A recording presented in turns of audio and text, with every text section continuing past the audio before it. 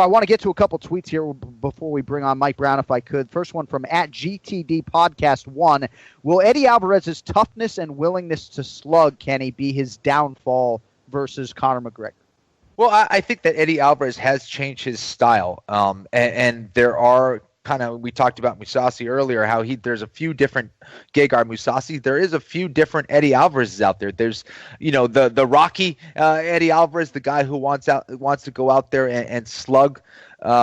If he does that against someone like Conor, he will be in trouble. I think Conor is going to be the slicker striker for sure, and him being a southpaw and being able to fight on the inside like he does would not be the best decision for Eddie Alvarez. Eddie Alvarez can wrestle, though. He has shown the ability to execute very good game plans like he did against Anthony Pettis. I think he's going to have to mix things up. I mean, to just go out there and just look for a takedown against someone like Conor, it's going to be difficult as well. Conor knows that. So it's no easy task. It's not an easy fight for either guy. Eddie Alvarez has shown that he does have an amazing chin. We've seen him in a lot of wars over the years, but him working with Mark Henry and the guys over at Ricardo Almeida school, I think he's going to be ready for this fight, and I think that's a live dog right there. It's a two-word answer for me, Mark Henry. I Yes. mean, Eddie just derived so much confidence from that relationship and certainly made a lot of strides with Henry Hoof, but he almost talks about Mark Henry as if he's like a second wife, that, Right. he just opened up his eyes. And I find it hard to believe that they're going to get into early reckless exchanges. I mean, is that not goal number one, to avoid anything resembling the reckless against Conor McGregor early? So I don't think that his toughness will be something that works against him come November 12th. All right, next up, @Stevie Fenn. Do you guys understand Jose Aldo's frustrations, and do you agree that it would be a massive shame if he left? Kenny, I'll start here. Certainly, I think we all agree it would be a damn shame if he left right now, because he showed you at UFC 200 just how much fight there is left in the greatest featherweight of all time.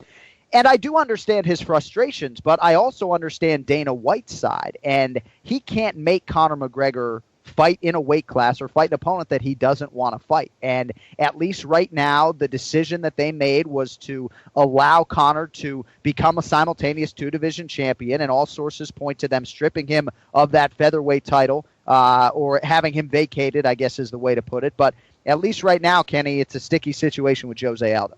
It really is. It's unfortunate. I do understand his frustration in that he wants the same treatment, or wanted the same treatment as a champion as Conor McGregor is getting now. The difference is, and it doesn't mean it's right, but the difference is that Conor McGregor is a much bigger star. He's a guy that not only is bringing in a high level of skill, but he's bringing in a lot of fans, and that's something that Jose Aldo wasn't quite able to do. So obviously, he's going to get preferential treatment. He's going to be able to do things like keep his belt for a little bit. And for Jose Aldo's side, here's a guy who wanted to fight Anthony Pettis, and he was told that if he did go up to 55, he would have to vacate his belt. Dana White saying that, Conor will have to give up one of the belts if he does beat Eddie Alvarez, which, hopefully they stick to. But this sport is so different than the NBA or the NFL, where you kind of work your way up, you beat the guys, and Right. there's a direct path to that world championship. In the fight game, it's a combination of pro wrestling, right? Kind of like the business side, the promotion side of it, and then there's the actual skill side of it, the fighter, who that fighter is, what he brings to the table. And fighters kind of forget about that stuff. That, yes, it does matter that if you're an amazing fighter, if you bring us a high skill level, if you've had the belt for a long time. But at the end of the day, this is a business. That is how you get paid. Conor McGregor has been able to balance those two things extremely well, unlike any fighter we have seen before. So I do get Jose Aldo's frustrations, but I do get the UFC side of things where they say, well, wait a sec. Jose Aldo hasn't been so consistent with showing up healthy to fights. He has dropped out of a lot of fights. It doesn't mean he should be treated that way, but I do get both sides of the coin. When I first became an MMA fan, I had a real hard time with the fact that the most worthy guys didn't necessarily get the championship fights. And Right. my first indoctrination into mixed martial arts, at least in a working capacity other than MMA Live, was under Bjorn Rebney, who was the biggest UFC fan I had met in my life at that point in time. And his goal was to try to take matchmaking and that process out of the equation. And, I guess it worked to varying degrees and didn't work to other degrees, but ultimately that's easier said than done. And there are obviously a lot of factors that go into it. Jose Aldo does have a belt right now. It's not the belt that he wants, but hopefully we get clarity to this situation, and hopefully Aldo moves on, into this part of his career in the UFC, because I just, again, man, I'm just hoping to call a Jose Aldo fight before the book closes with him inside the octagon. Next up from Kyle J. Harris. Any guesses, Kenny, on this post-UFC 205 announcement from Conor McGregor? Bro, I got no idea. Man, I don't know either. I don't know if he's planning on taking a boxing match with someone like Floyd Mayweather. Of course, that's something that's been talked about for a while. I don't know. Is he talking about retirement, leaving with 2 belts? Is he talking about going up to 170 pounds and maybe challenging someone like George St. Pierre? I do not know. I think that it's the welterweight title. I mean, that's the only thing that I can really think of. I don't think it's to announce that he's, getting engaged or that his longtime girlfriend is pregnant. I think it's a fight-related announcement, and I think if at that point in time he has a featherweight belt over one shoulder and a lightweight title over the other shoulder, I think Woodley Thompson will have just played out. I think he calls out the winner and tries to become a 3-division UFC champion. What an animal. I mean, it's crazy. We were just talking about we haven't seen any fighter like Conor McGregor ever.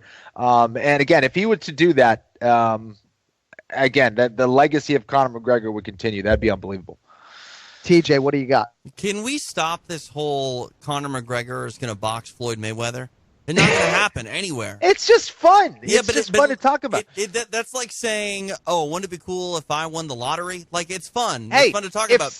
If CM Punk can fight in the UFC, Conor McGregor can fight Floyd Mayweather. Why not? Because an athletic commission, real quick, an athletic commission will not license a boxer who has never boxed before to fight the world champion. Not going to happen. And what's that?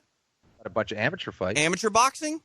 Yeah. You don't go TJ, from the amateur ranks. You perpetuate this conversation by jumping in and in sort of a passive-aggressive way wanting to talk Floyd Mayweather. Are you just saying that logistically you don't think it's going to happen? I mean, he very briefly mentioned Mayweather, and you had to drag it down this path. Well, I'm just sick of hearing it. This is ESPN, like, 1st and 10 talk. This is not real. This is, what if Michael Phelps could run as fast as he swims? Would he beat Usain Bolt? You're talking about combat sports, though. You're talking about a guy who'd be a world champion, a potential world champion in 2 different divisions in a manner, in the way of getting it done with striking, with his hands for the most part. 2 different sports. This is, what if Usain Bolt was a wide receiver for the Cowboys? Oh, he runs. That's part of the sport. Come on. Let me tell you this. If there's a potential to make money, if there's potential for Floyd Mayweather to make perhaps the biggest payday of his life, and for Conor McGregor to make the biggest payday of his life, they would find a way to make it happen. Saboba Casino. If Vegas is gonna make money off it, or any other city has the potential to make money off of it, they will get that thing passed. I don't believe that whole thing of they wouldn't make it happen because we know that money is the biggest motivator for anything, and that the fact that Conor McGregor hasn't had a high-level boxing match, I don't think that really would be a big roadblock. I mean, I'm a little bit ignorant on some sides of this, but I feel like if they signed that fight as a boxing match, the Nevada State Athletic Commission would probably find a way to approve it, but I could be wrong. In any event, I think it's a massive long shot, and I think that Conor's future is as a UFC lightweight, but maybe as a UFC welterweight. We'll see what he has to say. Ken Flo, Daniel Cormier, Anthony Rumble Johnson, main event UFC 206, December 10th, Toronto, Ontario, Canada. And firstly, I don't know why people are questioning whether or not this would be the main event. I know George St. Pierre is going to be on Ariel Helwani's show today, and I'm not sure anything's going to happen there. I think Dana White actually has ruled GSP out of this Toronto show. But why does the UFC Light Heavyweight Championship between 2 superstars, in my mind, not hold up for some people as a main event? Like, what are you looking for? Yeah, I mean, obviously, that's a tremendous main event. I think for DC, for whatever reason, I don't think he has gotten the respect that he deserves. I don't think, the fans, for whatever reason, have just haven't given him the respect. He hasn't become a real star. I think the 205-pound division, though, it's dealing with that issue of kind of everybody having fought each other, and there's not a whole lot of talk that happens besides John Jones. If John Jones is out of the picture, it almost seems like people don't pay attention to the fight. Yeah. So it's unfortunate. Perhaps hasn't been as strong as it's been as it was maybe several years ago. But it's still a phenomenal division, with or without John Jones. I think that DC, is going to have his hands full with someone like Anthony Johnson. I think they're even right now. Is that true? Yeah, it's a pick 'em right now, according to Las Vegas. I was just going to ask you. I think the line moved around a lot the first time these two fought. Obviously, the circumstances were different. It was an abbreviated training camp on both sides, 4 or 5 weeks, I think, for DC. But I believe Cormier closed as the underdog, and I wouldn't be surprised to see the same thing happen here, honestly. Right. Yeah, I think so too. And the problem with that is that I just don't see it going any other way as far as Anthony Johnson being able to stop the takedown against someone like Daniel Cormier. Right. If he's not able to do that, it's going to be a short night, I think, because Anthony just hasn't been able to develop as much as a grappler, as a guy who can, get back to his feet quickly. He can work the sweeps. He's a threat on the mat. He just hasn't been that guy for whatever reason. On the feet now, he's able to knock out anyone as heavy as heavyweight. He's got that kind of power.